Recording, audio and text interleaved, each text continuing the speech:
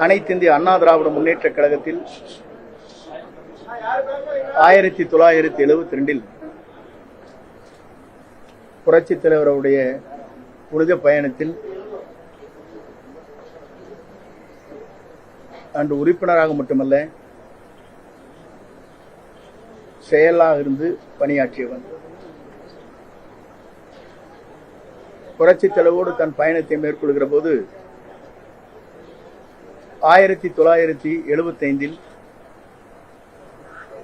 கோவையில் நடைபெற்ற முதல் பொதுக்குழு,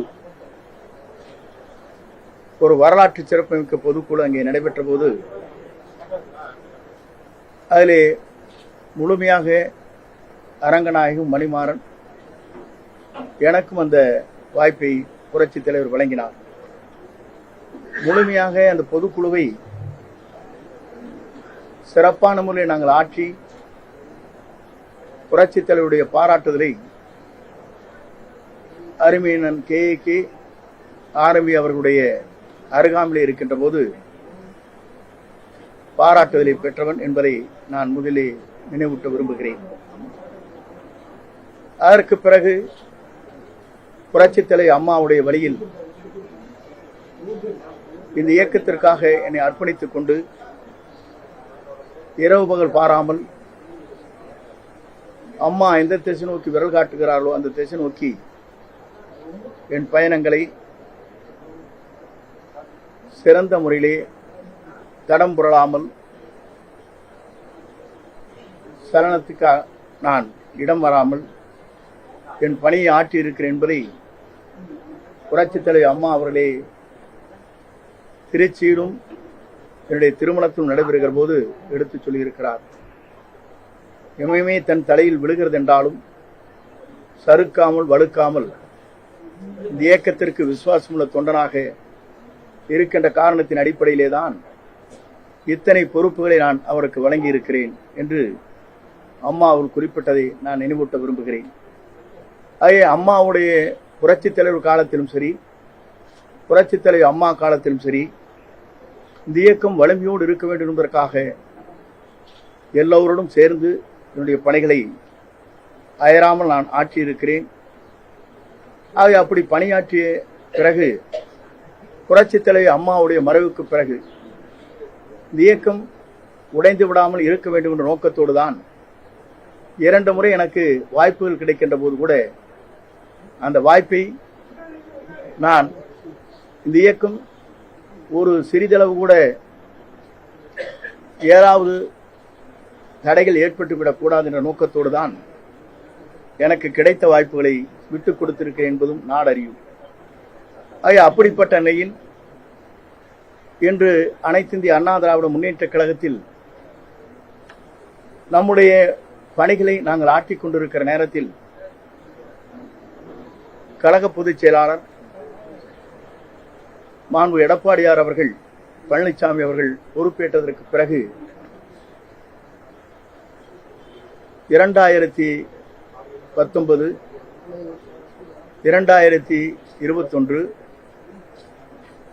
அது மட்டுமல்லாமல் மாநகரம், பேரூராட்சி, நகராட்சி, அதற்கு பிறகு 2024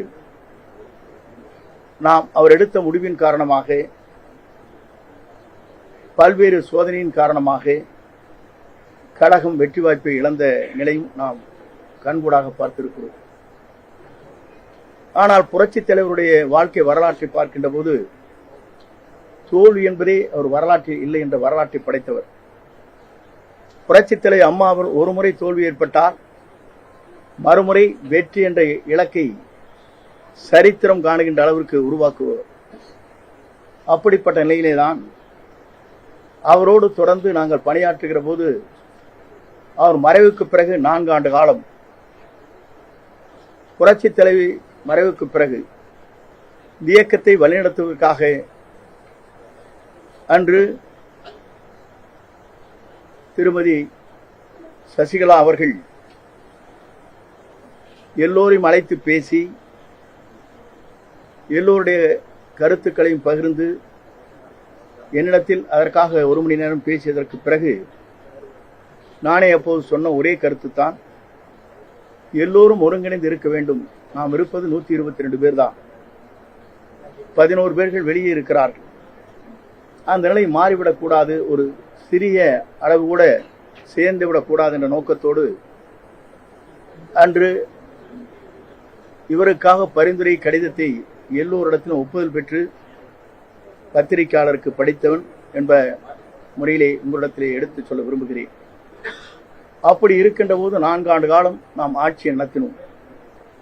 நடத்தியதற்கு பிறகு தேர்தல் களத்தில் எந்த தேர்தல் களத்திலும் ஒரு பொறுப்பேற்று வெற்றி என்ற இலக்கை எட்ட இயலாத சூழ்நிலை ஏற்பட்டதன் அடிப்படையிலே தான் 2024க்கு பிறகு நாடாளுமன்ற தேர்தல் முடிவுக்கு பிறகு நாம் என்ன செய்ய வேண்டும் என்பதை அறிந்து வெளியே சென்றவர்கள் மனவேதனையோடு தங்கள் பணிகளை ஆற்றாமல் துயரத்தோடு இருக்கின்ற அனைவரையும் ஒருங்கிணைக்க வேண்டும் என்ற நோக்கத்தோடு தான் 6 பேர்கள் சென்று அவரிடத்தில் இந்த கருத்துக்களை நாங்கள் வெளிப்படுத்தினோம். ஆனால் அந்த கருத்துக்கள் வெளிப்படுத்தியதற்கு பிறகு பத்திரிகைகள் செய்திகள் எல்லாம் தொடர்ந்து 4 மாத காலம் 6 பேர் சந்தித்தார்கள், கருத்துக்களை சொன்னார்கள். அந்த கருத்துக்கள் என்ன என்பதை அவர் ஏற்றுக்கொள்ளவில்லை என்பதை கூட கருத்துக்கள் பரிமாறப்பட்டது. அதற்கு பிறகுதான் செய்தியாளரை சந்திக்கின்ற போது யாருமே என்னை பார்க்கவில்லை, அத்தனையும் பச்சைப்பு என்று தலைமை கழகத்திலே அவர் பத்திரிகையாளர் சந்திப்பிலே உரையாற்றினார்.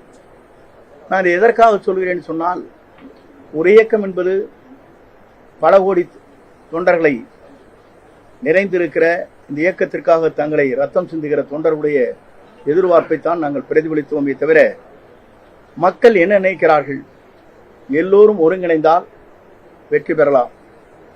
இன்று ஒருங்கிணைவது மட்டுமல்ல, சோர்வோடு இருக்கின்ற அமைதியாக இருக்கின்ற கழக தொண்டர்களும் அரவணைத்து சென்றால் மட்டும்தான் வெற்றி என்ற இலக்கை எட்ட முடியும் என்பது பொதுமக்களுடைய கருத்து. அது மட்டுமல்ல, தொண்டருடைய உணர்வு என்பதை நான் உணர்ந்துதான் 5ஆம் தேதி என்று அதற்கு முன்னாலே 2 முறை அவரை சந்திக்கின்ற போது இந்த கருத்துக்களை அதற்கு பிறகு கூட நான் அவரிடத்திலே வலியுறுத்தி இருக்கிறேன். சில பேர் என்னோடு வந்தார்கள், அவர் பெயரை சொல்ல நான் விரும்பவில்லை.